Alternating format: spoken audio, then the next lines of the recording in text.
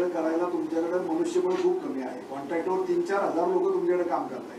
ही सगळी पूर्तता आपण त्याचा मी संपूर्णपणे अभ्यास करतो आहे. कॉन्ट्रॅक्टर 4,000 लोक काम करून तेवढं एफर्ट घेऊन आम्हाला बेनिफिट मिळतोय का नाही तो तर पाहायला पाहिजे.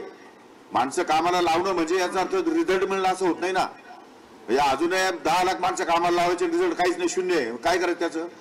त्यामुळे पगारावर आस्थापण्यावर पगारावर खर्च करण्यापेक्षा इफेक्टिव्ह काम कसं होईल आणि लोकांना रिझल्ट कसे मिळतील त्या संदर्भात आमचं काम करण्याचा प्रयत्न आहे. त्यावर भरती हा विषय नाही. भरती पॅटर्न जो आहे त्याचा रिपोर्ट यापूर्वी गेलेला आहे. समजा तुमचं एलडीओ कार्यालय कोणी करायचं उपयोग पाहिजे आणि तालुका कृषी अधिकारी जिल्हाधीशामध्ये ते बळकट करायचं, पण ते काय पुढे होत नाही. नाही, ज्या भागामध्ये कामं सुरू नाहीत किंवा ज्या भागामध्ये रिपोर्टिंग व्यवस्थित नाही की ज्या भागामध्ये रिटर्न चांगले नाही आहेत असे कार्यालय असे भाग आम्हाला बंद करावे लागतील किंवा त्याचं रूपांतर तरी करावं लागेल. जिथं कसं आहे की पूर्वीच्या काळामध्ये काही पारंपरिक पीक पद्धती होती, आता पीक पद्धती बदलली आहे. आता शेतकऱ्यांचा विचार बदलला आहे, तांत्रिक शेती आलेली आहे. त्यामुळे आता जसजसा वेळ बदलेल, जसजसा काळ बदलेल तसतशी परिस्थिती बदलते, पिकाचा पॅटर्न बदलतो. त्यामुळे पूर्वीच्या काळात काम करणाऱ्या लोकांना नवीन तंत्रज्ञान कदाचित येत नसेल तर दुसरीकडे ट्रान्सफर करता येईल. ते म्हणजे असं ते समायोजना त्या ठिकाणी करावी लागेल. आणि आकृतीबंध अजून नव्याने तयार करायचे आहेत. आकृतीबंध तयार झाल्याशिवाय आपल्याला किती लोकांचं शॉर्टेज आहे आणि हे लोक जे शॉर्टेज आहे ते कुठे घातले आहेत, ते स्किल्ड आहे की नॉन स्किल्ड आहे ते पण बघावं लागेल ना. त्या संदर्भात एकदा आकृतीबंध तयार झाला आणि मग आपल्याकडे किती माणसाचं शॉर्टेज आहे आणि किती जागा रिक्त आहे, या रिक्त भरणं जागा आवश्यक आहे का किंवा दुसऱ्या जागा त्या ठिकाणी आपण रिप्लेसमेंट देऊ शकतो, हा सगळा साधक बाधक विचार करून त्यावर निर्णय घेऊन. माजी केंद्रीय मंत्र्यांवरती आरोप केलेला आहे.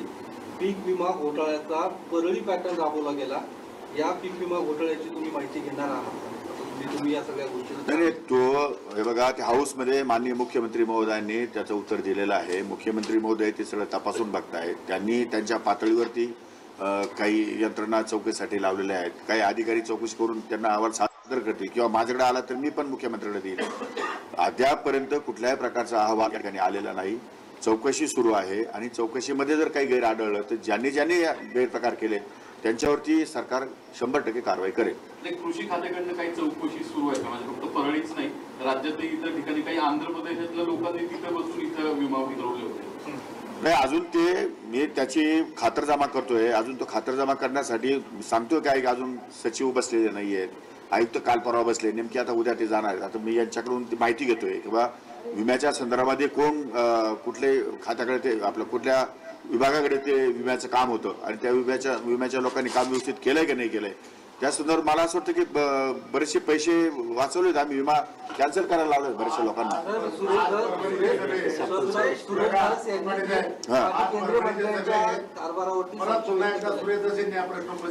माजी केंद्रीय मंत्र्यांच्या कारभारावर संशय व्यक्त केला त्यांनी. नाही, ते मी ऐकलं नाही. माझे केंद्रीय मंत्री कारभार संशय व्यक्त केलेला आहे. पण एक गोष्ट आहे की त्याच्यामध्ये त्यांनी जे ऑब्जेक्शन दिले त्या संदर्भात आम्ही पीक कर्जाच्या जेवढे अर्ज आले होते ते व्हेरिफिकेशन मध्ये घेतल्यानंतर 303 अर्ज आम्ही रिजेक्ट केलेले आहेत ऑलरेडी. पण अजून त्याच्यामध्येही काही लोकांनी गैरफायदा घेतलाय का तो तपासून राहायचं बाकी आहे. अजून त्यांनी जाहीरच आरोप केला ना बोकडे साहेब की परळी पॅटर्न राबवला तर आम्ही गुजरातमध्ये पाठवणार आहे आणि दुसरं ते काय ते उत्तर प्रदेशमध्ये पाठवणार आहे. म्हणजे कोणाला आज परळी पॅटर्न कृषी विम्याचा आणि त्यांनी भाषणामध्ये कागदपत्र दाखवली, पुरावे दाखवले की माझ्याकडे असे पुरावे आहेत आणि थेट त्यांचं धनंजय मुंडेंकडे त्यांचं रोख होतं. हे बघा, सुरेश धस सन्माननीय सदस्य सुरेश धस साहेबांनी भाषण केलेलं आहे. त्यांनी पुराव्यासह काही गोष्टी दाखवल्या आहेत. प्रत्यक्षात वस्तुस्थिती तपासण्याचं काम आणि मुख्यमंत्री लेवलवरती सुरू आहे. त्यामुळे मी अजून त्यामध्ये लक्ष घातलेलं नाही. पण तरी सुद्धा मी त्या संपूर्ण याची माहिती या ठिकाणी घेणार आहे आणि त्यामध्ये काही त्रुटी सापडल्या तर जे जबाबदार लोक असतील त्यांच्यावरती कारवाई 100% होईल. धनंजय मुंडेंच्या काळात हा घोटाळा झाल्याचा आरोप होतोय. कृषी खात्याच्या इतरही योजना किंवा काही त्याच्या संदर्भात पण तुम्ही पूर्ण आढावा घेणार का परत धनंजय मुंडेंच्या काळात? आणि ज्या योजनांच्या संदर्भामध्ये लोकांच्या तक्रारी असतील त्या योजना रिव्ह्यू करायचा मी प्रयत्न करणार. या पीक विमा बनावट पीक विमा प्रकरणांमध्ये गुन्हे दाखल करण्याचे प्रावधान आहे. अद्याप एकही गुन्हा दाखल झाला नाही, जिल्हाधिकाऱ्यांना आहे, तर आपण काही जिल्हाधिकाऱ्यांना सूचना करणार का? अद्याप निष्पन्न झालेलं नाही, अद्याप काही, जोपर्यंत तपासाचा अहवाल माझ्याकडे येत नाही आणि कुणी गुन्हे केले हे निष्पन्न होत नाही तोपर्यंत फौजदारी केस कोणावर वेग दाखल करणार. या वर्षाचं सोडून द्या, गेल्या वर्षामध्ये जी काय बनाव प्रकरणं आढळली त्यामध्ये देखील गुन्हे दाखल झालेले नाही. जिल्हाधिकाऱ्यांना जे अधिकार आहेत त्यांनी ते अधिकार वापरावे अशा सूचना देणार का? देणार ना, 100% देणार. जिल्हाधिकाऱ्यांनी त्यांचे अधिकार वापरलेच पाहिजे. चुकीचं काम होत असेल तर जिल्हाधिकाऱ्यांनी तात्काळ कारवाई केली पाहिजे. सर, बोगस खतं, बियाणं आणि कीटकनाशक याच्या अनुषंगाने काय तुमचं डोळ्यासमोर काय नेमकं? नाही, याच्यामध्ये दोन गोष्टी, मी तो पण विषय मी आज केंद्रीय कृषी मंत्र्यावर बोललो की एमआरपी जी आहे, एमआरपीवर फार मोठ्या प्रमाणात वाद होऊ शकतो. एमआरपी कोण डिसाईड करतं? एमआरपी कंपनी डिसाईड करतात. कंपन्यांना काय अधिकार आहे, काय निकष आहे एमआरपी डिसाईड करण्याचं? एमआरपी म्हणजे मॅक्झिमम रिटेल प्राइस. कोण ठरवतं, कशामुळे ठरवतं, त्याची कॉस्टिंग काय आहे? त्यामुळे एमआरपी वरती कंट्रोल केंद्र सरकारचा असला पाहिजे. आणि एमआरपी डिसाईड करत असताना कारण शेवटी या सगळ्या खत कंपन्या, औषधाच्या कंपन्यांना परवानग्या हे केंद्र सरकार देतं, राज्य सरकार देत नाही. त्यामुळे याच्यामध्ये बनावट प्रकार आहे, डुप्लिकेशन प्रकार आहे, अनेक गोष्टी, मिक्सिंग प्रकार आहेत, अनेक गोष्टी आहेत त्यामध्ये. त्यामुळे हे सगळं तपासावं लागणार, आम्हालाही तपासावं लागेल, आम्हाला त्याची माहिती घ्यावी लागेल. आणि लिंकिंगचे जे प्रकार आहेत, खताचे लिंकिंगचे प्रकार, ते सुद्धा कसे कंट्रोल करता येतील त्या संदर्भात सुद्धा आमचा प्रयत्न राहणार आहे की 300 रुपयाची खताची गोणी घ्यायची किंवा औषधाची बाटली घ्यायची आणि त्याला जोडून अजून एक 800 रुपयाचं दुसरं औषध घ्यायचं जे त्या शेतकऱ्याला नको असतं. म्हणजे अशा प्रकारे जर कोणी लिंकिंग करत असेल तर त्याच्यावर कंट्रोल आम्हाला आणावं लागेल. त्यामुळे हे सगळं केंद्राशी बोलल्याशिवाय होणार नाही. केंद्र सरकार याच्यामध्ये 50% योजना आमच्या केंद्र सरकारशी निगडीत आहेत. त्यामुळे केंद्राला विश्वासात घेतल्याशिवाय याच्यातून सुरळीतपणा निघू शकत नाही असं माझं स्वतःचं मत आहे. त्यामुळे केंद्राशी एकदा बोलून खतं आणि औषधं, बी बियाणं या संदर्भातला मोठा इश्यू आहे, तो केंद्र सरकारची चर्चा करून निर्णय घेण्यात येईल. सर, कांद्याच्या संदर्भात कांद्याच्या भावाचा प्रश्न नाही आहे. कांद्याची एमईपी कमी, आपलं उत्पादन खर्च कमी व्हावा या संदर्भात आमचे काही प्रयत्न सुरू आहेत. कारण शेवटी पुन्हा एकदा ते औषधं, बी बियाणं, लागवड या खर्चाचं 1500 रुपये कमीत कमी क्विंटलला त्याचा खर्च होतो आणि त्याला मिळतात आता 1700-1800 रुपये किंवा फार झालं तर 2000 रुपये मिळतील शेतकऱ्यांना. पण तो प्रॉफिट रेशिओ जो आहे ना तो अत्यंत कमी आहे. त्यात ट्रान्सपोर्टेशन आहे, बाकीच्या गोष्टी, बऱ्याच गोष्टी आहेत त्याच्यामध्ये. त्यामुळे त्या शेतकऱ्याला काही शिल्लक राहत नाही. त्यामुळे उत्पादन खर्च कमी करून हमी भाव कसा देता येईल किंवा हमी कशी घेता येईल एखाद्या पिकाची, त्या संदर्भातले माझे प्रयत्न असणार आहेत. लाडक्या बहिणीमुळे आता मजुरी वाढली हो शेतकऱ्यांची. आता तसे मजुरी रेट वाढलेलेच आहेत ना. मिळतच नाही. आता ठीक आहे ना, तुम्ही आता सगळं बहिणीवरच अवलंबून का बरं राहता? तुम्ही काम करायला पाहिजे पुरुषांनी, सगळं बहिणीनेच करावं असं. आता ठीक आहे, आम्हाला निवडणुकीला बहिणीची गरज होती, पण मग पुरुषांनी काय करायचं, त्यांनी काम नाही करायचं का? सर, शेतकरी आपण एक नमो महान सन्मान योजना, त्यात महिलांनाही पैसे देतो शेतकरी महिलांना आणि डीबीटी देतो. आता लाडकी बहीणमुळे जर दोन्हीकडे लाभ घेतला तर जवळपास 20 लाख महिलांना त्याचा फटका बसणार आहे, त्या बाद होणार आहेत. त्यांना लाभ घ्यावा लागेल किंवा लाडकी बहीणचा घ्यावा लागेल. हे बघा, एका वेळेस 2 ठिकाणी लाभ घेता येत नाही, नियम आहे. त्यामुळे तो निर्णय त्या महिलांनी घ्यायचा आहे. त्यांनी लाडकी बहीण योजना घ्यायची की पंतप्रधान योजनेमध्ये सहभाग नोंदवायचा, तो त्यांनी ठरवायचा आहे. त्यामुळे त्यांना मात्र लाडक्या बहिणींना, महिलांना अधिकार प्राप्त व्हावे, त्यांना घरामध्ये आर्थिकदृष्ट्या मदत व्हावी या भावनेनं स्वतंत्र पायावर उभं राहता यावं. आणि आपल्याला कल्पना आहे, आपण सर्वजण आपल्या प्रत्येकाच्या घरामध्ये एक महिला असते, 2 महिला असतात, 4 महिला असतात. महिला आहे ती पैसे ती प्रपंचासाठीच 100% वापर करते, ती दुसरीकडे वापर करतच नाही. लाडकी बहीण योजनेचे पैसे ती प्रपंचासाठी यूज करणार, मुलाबाळांना काहीतरी देणार, डबे तरी देणार, बिस्किट तरी घेणार, काहीतरी ते घरामध्येच करणार. त्यामुळे हे पैसे योग्य स्थितीमध्ये चालले.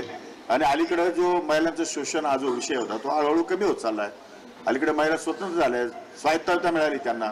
त्यामुळे शासनाचा त्यामध्ये फार मोठा सहभाग आहे. आणि येणाऱ्या 2029च्या निवडणुकीमध्ये महिला आरक्षणाचं बिल विधानसभा आणि लोकसभेला येणार आहे. त्यामुळे 33% महिला आता ऑलरेडी 30% 50% पर्यंत महिला लोकप्रतिनिधी म्हणून पुढे येणार आहे. त्यामुळे हळूहळू तुम्ही सुधारून घ्या. सर, हा निर्णय झालाय का? कारण लाडकी बहीण योजनेचा जर लाभ घेत असतील तर कृषी सन्मान योजनेचे पैसे वजा होतील.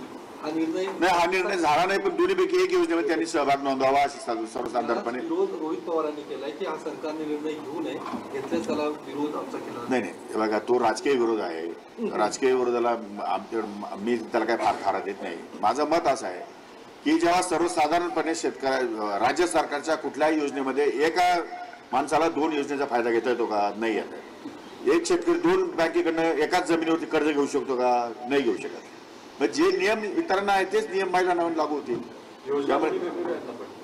योजना असू द्या वेगळ्या, पण तो कसा तो निर्णय द्यायचा की नाही द्यायचा, मग शासनाला GR काढावा लागेल स्पेशल की 2 योजनेचा फायदा महिला घेऊ शकतील.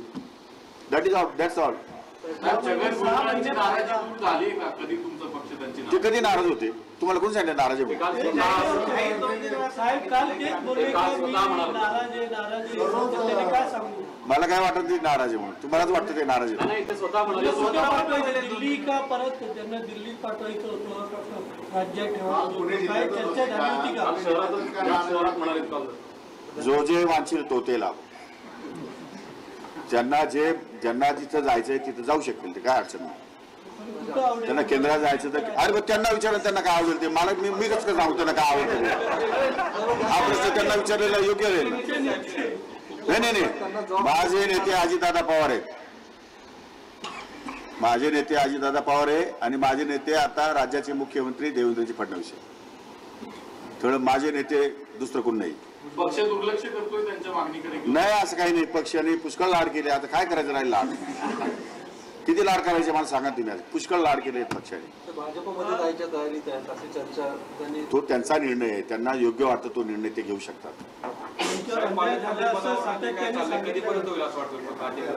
तो मुख्यमंत्र्यांचा अधिकार आहे. पालकमंत्री पदावर मी भाष्य करणं योग्य होणार नाही. सन्माननीय मुख्यमंत्री महोदय तो लवकरात लवकर निर्णय घेतील. अजित पवारांनी बीडचं पालकमंत्री पद घ्यावं अशा पद्धतीची मागणी होते. बजरंग सोनवणे वगैरे या सगळ्या मंडळींनी केलं की बीडमध्ये ज्या पद्धतीने सध्या हे सगळ्या घडामोडी घडत आहेत त्या पार्श्वभूमीवर अजितदादांनी तिथलं पालकमंत्री पद स्वीकारलं. तुम्हाला काय वाटतं? नाही, मला माझ्या वाटण्याशी काही संबंधित नाही. मुख्यमंत्री महोदय जो निर्णय घेतील तो निर्णय दादाही मान्य करतील आणि आम्हालाही मान्य करावा लागेल. विषय सगळेच मान्य करतील. तर शेवटी कसं आहे, टीमवर्क आहे. टीमवर्कमध्ये जो निर्णय माननीय मुख्यमंत्र्यांनी घेतला तो सर्वांना मान्य करावा लागतो. बोलताना बोलणार की राज्याची आर्थिक स्थिती चांगली झाल्यानंतर 4 सामान्य राज्याची स्थिती चांगली नाही का? आता चांगली नाही आणि वाईटही नाही. शेवटी कसं आहे की आर्थिकदृष्ट्या या आमच्या महिला भगिनीमुळे तिजोरीवर जो थोडासा बोजा पडलेला आहे तो शेतकऱ्यांसाठी आम्हाला सरप्लस करता येत नाही. म्हणून जरा आम्ही मागे पुढे करतो आहोत आणि मागे पुढे करून त्यातून जरा थोडीशी उत्पन्नात वाढ झाली की आम्ही शेतकऱ्यांच्या बाबतीमध्ये माननीय मुख्यमंत्र्यांनी जाहीर केलेलं आहे. त्यामुळे थोडं मागे पुढे होईल, पण ते कधी ना काहीतरी होणार 100%. शेतकऱ्यांच्या सगळ्या कर्जमाफीला लाडक्या बहिणी अडचण नाही, अजिबात नाही. आम्हाला हे बघा, जर शेतकऱ्यांच्या जर लाडक्या बहिणींना शेतकरी 18 ठरत होते तर मग शेतकऱ्यांना आम्ही 7 हॉर्सपावरपर्यंत वीज बिल का बरं माफ केलं? 15,000 कोटी आम्ही शेतकऱ्यांना दिलेच ना. दिले नाही का राज्याने? मग ठीक आहे, 40-42,000 कोटी रुपये आमच्या महिलांना गेले असतील. कमी जास्त प्रमाण झालं असेल. आणखी थोड्याफार प्रमाणात पैसे मिळाले की कर्जमाफीचा निर्णय होईल. त्यामुळे असं काही नाहीये. हिंगोलीमध्ये एक व्हिडिओ फिरतो शेतकऱ्याचा, बारदाना नाही म्हणून सोयाबीन विक्रीला नाफेडनं तिथे थांबवलेला आहे आणि रडतानाचा तो व्हिडिओ आहे. तर अशा पद्धतीने राज्यात वेगवेगळ्या ठिकाणी चित्र दिसतंय. तर काय त्यावर आपण करणार? आता हे व्हिडिओ कशाचे कसले करू शकतात? काय तो व्हिडिओचं काय त्याच्यावरती ऑथेंटिक काय समजायचं? जोपर्यंत माझ्यापर्यंत आलेलं नाही, मला माहिती नाही, तोपर्यंत त्याच्यावर मी भाष्य करणं योग्य होणार नाही. ऑथेंटायझेशन काय त्याला? असं मराठा संघटना असतील, सुरेश धस असतील, सगळ्यांकडनं मागणी होती की मुंडेंना धनंजय मुंडेंना मंत्रिमंडळात वगळलं जावं जोपर्यंत बीडच्या घटनेचा न्यायालयाचा निकाल येत नाही. काय नाही, तो हे बघा, तो संपूर्ण अधिकार हा माननीय मुख्यमंत्री महोदयांचा आहे. त्यामध्ये मुख्यमंत्री महोदय अहवाल घेऊन तो निर्णय योग्य तो निर्णय ते घेतील. तुमच्या पक्षातलेही आमदार तशी मागणी नाही, असं तर माझ्या कानावर काय आलं नाही. ते बीड जिल्ह्यातले आहेत. ते त्यांच्या जिल्ह्यातले त्यांचं मत असू शकेल. मी नाही म्हणत नाही, परंतु त्यांचा विचार आहे तो. परंतु हा अधिकार शेवटी माननीय मुख्यमंत्री महोदयांचाच आहे. पण ती बीड मधली घटना पाहता संतोष देशमुख यांची हत्या तुमचं काय मत आहे? तुम्हाला तिथे आता नवीन एसपी बसलेला आहे, एसपीची बदली झालेली आहे, चौकशा सुरू आहेत, चौकशी अहवाल येत आहेत, आरोपी गजाआड झालेले आहेत. त्याच्यामुळे 2 दिवसात लगेच रिपोर्ट येतील असं नाही, थोडंसं वाट पाहावी लागेल. एक 8-15 दिवस मीडिया आपलं कायमस्वरूपी चालूच आहे ना, कुठं बंद झाला आता काय शेवटची मुलाखत थोडीची. 2023 मध्ये सोयाबीन आणि कापूस उत्पादक शेतकऱ्यांना आपण 4193 कोटी रुपयांचं अनुदान दिलं होतं. त्याच्या प्रचार आणि प्रसिद्धीसाठी साधारणतः 1,200 कोटी रुपये आपण खर्च केले. ते साधारणतः कुठं खर्च झाले त्याची माहिती मिळेल का? हा एक आहे. आणि आतापर्यंत साधारणतः 600 कोटी रुपये अनुदान वाटप शेतकऱ्यांना झालंय.